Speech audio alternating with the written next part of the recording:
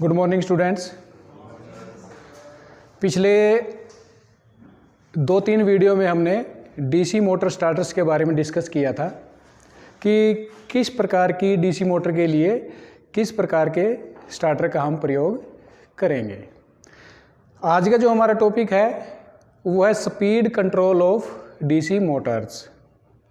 DC motor की speed को control करना, डीसी मोटर्स की गति को नियंत्रण करना। अब अगर बात करें कि स्पीड कंट्रोल डीसी मोटर की क्या होती है और हमें इसकी कहाँ आवश्यकता पड़ती है, बाद में करेंगे कि वो कौन कौन से तरीके हैं कि कैसे हम एक डीसी मोटर की स्पीड को कंट्रोल करेंगे। तो सबसे पहले तो हमारे लिए जानना क्या आवश्यक है कि ज़रूरत क्यों पड़ी हमें डीसी मोटर की स्पीड को कंट्रोल करने के लिए। तो इसमें क्या होता है, हमारी बहुत सारी मशीनें ऐसी हैं इंडस्ट्रीज़ में, वर्कशॉप्स में, जो अलग अलग स्पीड्स पे कार्य करती हैं। जैसे हमारी लेथ मशीन हो गई, मशीन टूल्स हो गए, हमारे स्पिनिंग एंड वीविंग मशीन्स हो गई, वुड कारपेंट्री मशीन्स हैं। तो ये मशीन्स ऐसी हैं जिनमें कोई भी प्रोडक्ट या जॉब कंप्लीट तैयार करने के लिए सभी प्रकार के मशीनिंग प्रोसेस किए जाते हैं और सभी प्रकार के मशीनिंग प्रोसेस करने के लिए मोटर की स्पीड कभी कम कभी ज़्यादा इस प्रकार आवश्यकता हुआ करती है। और इस स्पीड को हम मोटर की स्पीड को कम ज़्यादा करके प्राप्त कर सकते हैं ताकि जो हमारा प्रोडक्ट है, हमारी जॉब है, वो अच्छी तरीके से हम उसको फाइनल टच दे सकें। तो मोटर की स्पीड को कम या ज़्यादा करना ही मोटर की स्पीड कंट्रोल कहलाता है।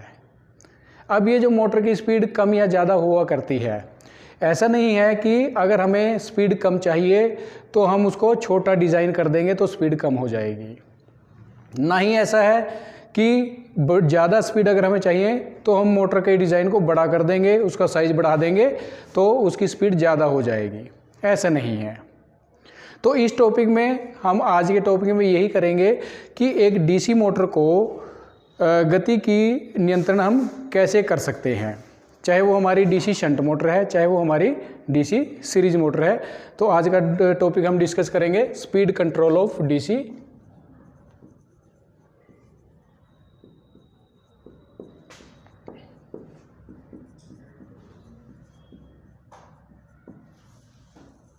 Speed control of DC Motors. पूरा टॉपिक डिस्कस करने से पहले एक फार्मूला है स्पीड से रिलेटेड, वो हम ध्यान देंगे उसके ऊपर, और वहीं से पता चलेगा आपको कि कैसे किन किन क्वांटिटीज़ को चेंज करके हम मशीन की मोटर की स्पीड को कम या ज़्यादा करेंगे। तो अगर उस फार्मूले की बात करें, वो फार्मूला ये है।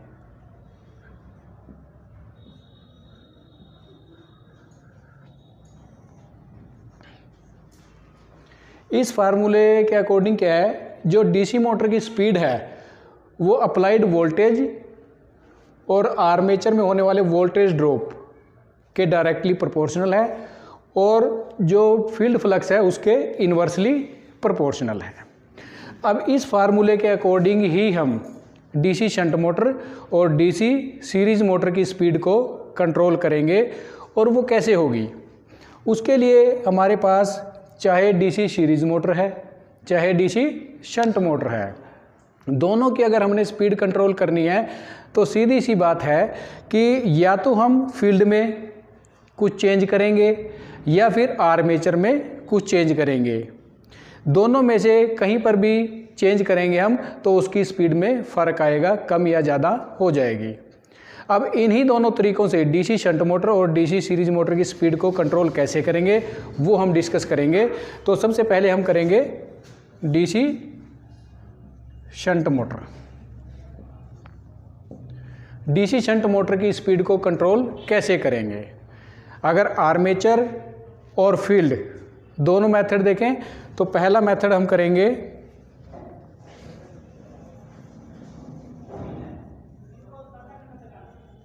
Field control method.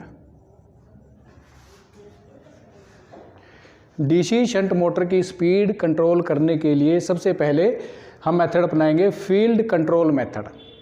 Field control method का मतलब क्या है, नाम से पता चलता है कि यहाँ पर एक ऐसा तरीका हम अपनाएंगे जिसमें फील्ड वाइंडिंग के साथ कोई फेरबदल हम करेंगे। ये वो मेथड है। इसमें हमने क्या किया, ये हमारी शंट मोटर है, ये आर्मेचर है, ये डीसी सप्लाई इनपुट है इसकी, यहाँ पर शंट में फील्ड वाइंडिंग है। अब इस मेथड के अकॉर्डिंग यदि हम फील्ड वाइंडिंग के सीरीज में एक वेरिएबल रेजिस्टेंस रियोस्टेट अगर फिट कर देते हैं तो फील्ड कंट्रोल मेथड बन जाता है। अब इस मेथड के अनुसार स्पीड कम होगी या ये ज़्यादा होगी और क्यों होगी वो हम डिस्कस करेंगे। जैसे ही फील्ड वाइंडिंग के सीरीज़ में हमने एक वेरिएबल रेजिस्टेंस लगाया तो उससे क्या होगा कि फील्ड वाइंडिंग से गुजरने वाला जो हमारा करंट है वो कम हो जाएगा, क्योंकि यहाँ पर एक एडिशनल रेजिस्टेंस लगाने के साथ ही फील्ड वाइंडिंग का रेजिस्टेंस ज़्यादा हो जाएगा। और जैसे फील्ड वाइंडिंग का रेजिस्टेंस ज़्यादा होगा, फील्ड वाइंडिंग में से गुजरने वाला करंट कम हो जाएगा। और इस कारण जब फील्ड वाइंडिंग में से करंट कम गुजरेगा तो जो मुख्य फ्लक्स है फाई की वैल्यू भी कम हो जाएगी। अब इस फार्मूले के ऊपर जाएंगे हम दोबारा। यहाँ पर फ्लक्स और स्पीड एक दूसरे के विलोमानुपाती हैं, इन्वर्सली प्रोपोर्शनल। फ्लक्स की वैल्यू अगर हमारी कम हो जाएगी तो सीधी सी बात है हमारी जो स्पीड है वो ज़्यादा हो जाएगी। तो यहाँ पर डीसी शंट मोटर में यदि फील्ड कंट्रोल मेथड अपनाएं तो स्पीड हमारी इंक्रीज हो जाएगी, स्पीड हमारी ज़्यादा हो जाएगी। दूसरा मेथड हमारा है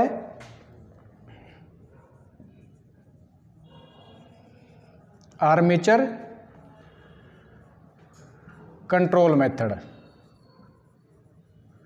जैसे इसके नाम से पता चलता है कि यहाँ पर हम आर्मेचर में कुछ फेरबदल करेंगे, तो वो फेरबदल क्या होगा, आर्मेचर कंट्रोल मेथड में हम आर्मेचर के सीरीज में एक वेरिएबल रेजिस्टेंस लगाएंगे, एक रियोस्टेट लगाएंगे।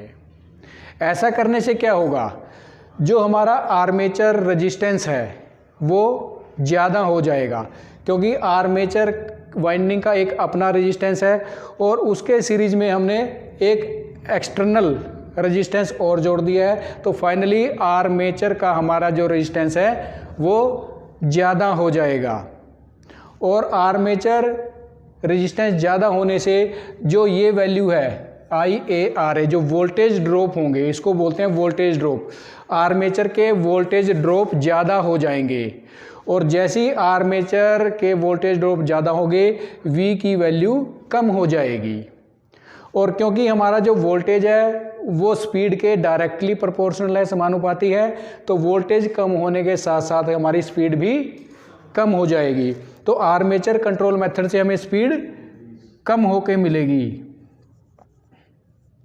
कम हो जाएगी।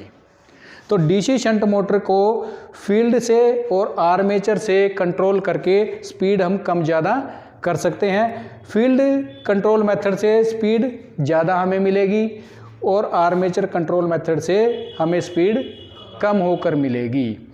अब बात करते हैं हम DC series motor.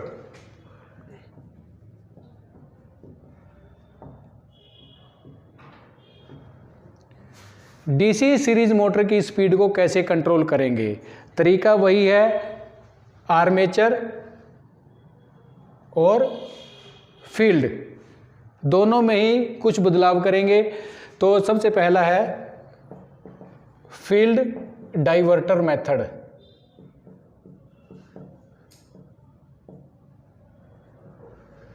Field diverter method ये हमारा डीसी सीरीज मोटर का आर्मेचर है, ये हमारी सीरीज फील्ड वाइंडिंग है। डाइवर्टर क्या होगा, डाइवर्टर का मतलब होता है कि एक वे को डाइवर्ट करके दूसरा वे तैयार कर देना। तो हमने उसके लिए क्या किया, एक वेरिएबल रियोस्टेट, एक वेरिएबल रेजिस्टेंस को हमने सीरीज फील्ड वाइंडिंग के पैरेलल में लगा दिया है। अब ऐसा करने से क्या होगा, पहले बता चुके हैं आपको कि जो डीसी सीरीज मोटर होती है उसका आर्मेचर और फील्ड वाइंडिंग हमेशा सीरीज में होती है और एक ही जैसा करंट दोनों में से फ्लो करेगा। अब यहाँ पर थोड़ा गौर कीजिए कि ये जो सीरीज फील्ड वाइंडिंग है इसके पैरेलल में एक वेरिएबल रेजिस्टेंस हमने लगा दिया है। उससे क्या होगा, अब जो हमारा करंट है उसके लिए दो वे बन जाएंगे। ये जो पहले मेन करंट था डाइवर्टर लगाने से पहले, ये जो मेन करंट है अब दो हिस्सों में बट जाएगा और जो सीरीज फील्ड वाइंडिंग है उसमें से गुजरने वाला करंट कम हो जाएगा, क्योंकि जो मेन करंट है वो दो हिस्सों में डिवाइड हो जाएगा। मान लीजिए बिना डाइवर्टर के यहाँ पर 5 एम्पियर था, अगर हमने कोई इंटरनल रेजिस्टेंस की वैल्यू डाल दी इसके पैरेलल में तो 5 से कम हो जाएगा ये। मान लीजिए फॉर एग्जांपल यहाँ 3 एम्पियर रह जाएगा, यहाँ 2 एम्पियर रह जाएगा, तो रेटेड वैल्यू के करंट से वो वैल्यू कम हो जाती है। फिर हम उसी बात पे आएंगे कि जैसे ही फील्ड वाइंडिंग में से गुजरने वाला करंट कम होगा तो फ्लक्स की वैल्यू भी कम हो जाएगी और फाइनली उसी फार्मूले पर आएंगे हम, अगर फ्लक्स कम होता है तो स्पीड इंक्रीज हो जाती है, क्योंकि दोनों एक दूसरे के विलोमानुपाती है। तो इस मेथड में स्पीड हमारी ज़्यादा हो जाएगी। दूसरा मेथड,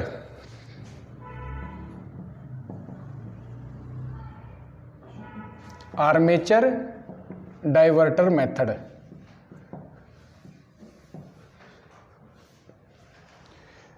इस मेथड में जो हमारा आर्मेचर है, डीसी सीरीज मोटर का जो आर्मेचर है उसके पैरेलल में एक डाइवर्टर लगाएंगे।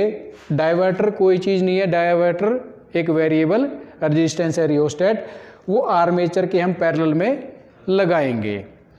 ऐसा करने से क्या होगा, जो हमारा आर्मेचर का रेजिस्टेंस है वो कम हो जाएगा और जैसे ही आर्मेचर का रेजिस्टेंस कम होगा तो आर्मेचर में से गुजरने वाला करंट ज़्यादा हो जाएगा।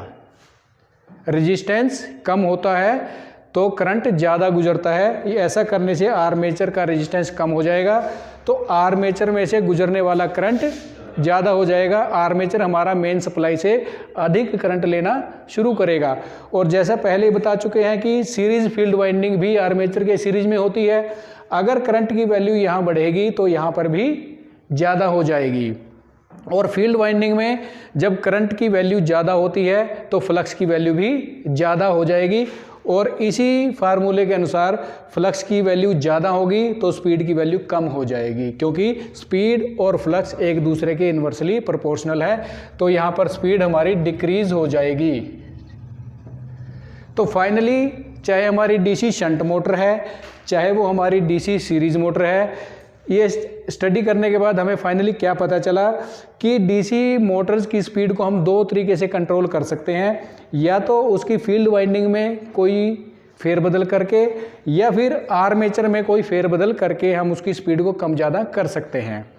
और वो फेरबदल क्या होगा और उसके रिजल्ट क्या होंगे, कंक्लूजन क्या निकलता है, चाहे हमारी डीसी शंट मोटर हो चाहे हमारी डीसी सीरीज मोटर है, यदि दोनों के फील्ड में अगर कोई हम चेंज करेंगे तो स्पीड हमेशा ज़्यादा मिलेगी, हमें नॉर्मल वैल्यू से ज़्यादा मिलेगी। और दूसरा कंक्लूजन क्या है, यदि दोनों टाइप की मोटर में आर्मेचर में कोई फेरबदल किया जाए तो स्पीड हमेशा हमें नॉर्मल वैल्यू से कम मिलती है। लेकिन ये जो दोनों तरीके हैं, चाहे वो डीसी शंट मोटर के हैं चाहे वो डीसी सीरीज मोटर के हैं, दोनों तरीकों में एक चीज़ हमें पता चलेगी कि या तो स्पीड हमें नॉर्मल वैल्यू से ज़्यादा मिलेगी या फिर नॉर्मल वैल्यू से कम मिलेगी। लेकिन कई प्रोसेस, कई एप्लीकेशन हमारी ऐसी होती है जहाँ पर हमें ये जो स्पीड वेरिएशन है ये बहुत ही कम और बहुत ही ज़्यादा चाहिए होती है। और साथ में कई बार कई एप्लीकेशंस, कई मशीनें ऐसी भी हैं हमारी जहाँ पर हमें मोटर की रोटेशन की डायरेक्शन बदलनी भी पड़ सकती है। तो वहाँ पर ये दोनों मेथड हमारे काम नहीं आएंगे। तो ऐसे में जो डीसी शंट मोटर है उसके लिए एक अलग मेथड है, वार्ड लियोनार्ड मेथड। क्या बोलेंगे इसको?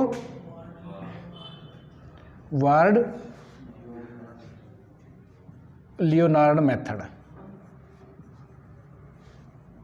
ये जो मेथड है ये केवल डीसी शंट मोटर के लिए अप्लाई होगा। और कंस्ट्रक्शन की बात करें इस मेथड में क्या है, हमारे पास M1 एक मोटर है। ये जो M1 मोटर है ये कोई AC मोटर भी हो सकती है और DC मोटर भी हो सकती है। ये एक DC जनरेटर के साथ कपलिंग की हुई है हमने। इसका काम होता है DC जनरेटर को घुमाना। ये DC जनरेटर के लिए एक प्राइम मूवर का काम करेगी। अब ये जो DC जनरेटर की जो आउटपुट है वो हमने एक हमारे पास DC शंट मोटर है M2। इस DC जनरेटर की जो DC सप्लाई आउटपुट है वो हम मोटर में आर्मेचर में उसकी सप्लाई देंगे। DC जनरेटर की फील्ड वाइंडिंग और M2 मोटर जो हमारी DC शंट मोटर है जिसकी स्पीड को हमने कंट्रोल करना है उसकी फील्ड वाइंडिंग को एक कॉमन DC सप्लाई के साथ हमने जोड़ दिया है। लेकिन DC जनरेटर की जो फील्ड वाइंडिंग है उसमें हमने एक तो वेरिएबल रेजिस्टेंस लगाया है और साथ ही उसमें रिवर्सिबल स्विच का भी ऑप्शन दिया है यहाँ पर। तो अब इस मेथड के द्वारा हम ये जानने की कोशिश करेंगे कि M2 की स्पीड को हम कंट्रोल करना है। M2 की स्पीड को हम 0 से लेकर मैक्सिमम तक भी लेके जा सकते हैं और रिवर्स डायरेक्शन में भी घुमा सकते हैं। जैसा मैंने पहले बताया है कि कई एप्लीकेशन ऐसी है जहां पर माइनर से लेकर मैक्सिमम स्पीड वेरिएशन की ज़रूरत पड़ती है और कई बार रिवर्स डायरेक्शन की भी ज़रूरत पड़ती है। तो वो सारी चीज़ें इस मेथड से हम कवर कर लेंगे। वो कैसे करेंगे ध्यान दीजिए। सबसे पहले हम इस मोटर 1 जो हमारा प्राइम मूवर है इसकी हेल्प से DC जनरेटर को घुमाएंगे और ये जो आर्मेचर वायर की आउटपुट है DC जनरेटर की वो मोटर के आर्मेचर वाइंडिंग में चली जाएगी। अब इसकी आउटपुट को हम चेंज करेंगे यहाँ से। DC जनरेटर हमें आउटपुट कैसे देगा वो डिपेंड करेगा यहाँ से। अगर हमारे DC जनरेटर की आउटपुट कम होगी तो आर्मेचर की इनपुट भी कम हो जाएगी। DC जनरेटर की आउटपुट ज़्यादा होगी तो यहाँ पर भी ज़्यादा हो जाएगी। इस वेरिएबल रेजिस्टेंस से फील्ड वाइंडिंग की सेटिंग चेंज करके हम DC जनरेटर के आउटपुट को कम ज़्यादा कर सकते हैं और इस कम ज़्यादा का असर M2 पर पड़ेगा। इसकी स्पीड को हम कम ज़्यादा आसानी से कर लेंगे। दूसरा रिवर्स स्विच जो डायरेक्शन रोटेशन के लिए काम करेगा। हम इस स्विच को दूसरी साइड ले जाकर इसकी डायरेक्शन भी रिवर्स कर सकते हैं। यहाँ पर डायरेक्शन रिवर्स होगी, यहाँ पर पोलैरिटी चेंज हो जाएगी और हमारी DC शंट मोटर की जो सप्लाई है वो भी उसकी पोलैरिटी चेंज हो जाएगी और वो रिवर्स डायरेक्शन में भी घूमना शुरू कर देगी। तो इस प्रकार से जो आज का हमारा टॉपिक था speed control of DC Motors, उसमें हमने DC शंट मोटर और DC सीरीज मोटर की स्पीड को कंट्रोल करने के बारे में सीखा है। फाइनली क्या कंक्लूजन निकलता है कि DC शंट मोटर और DC सीरीज मोटर दोनों के हम फील्ड में और आर्मेचर में कुछ चेंजेस लाकर उनकी स्पीड को आसानी से कम या ज़्यादा कर सकते हैं। Thank you very much.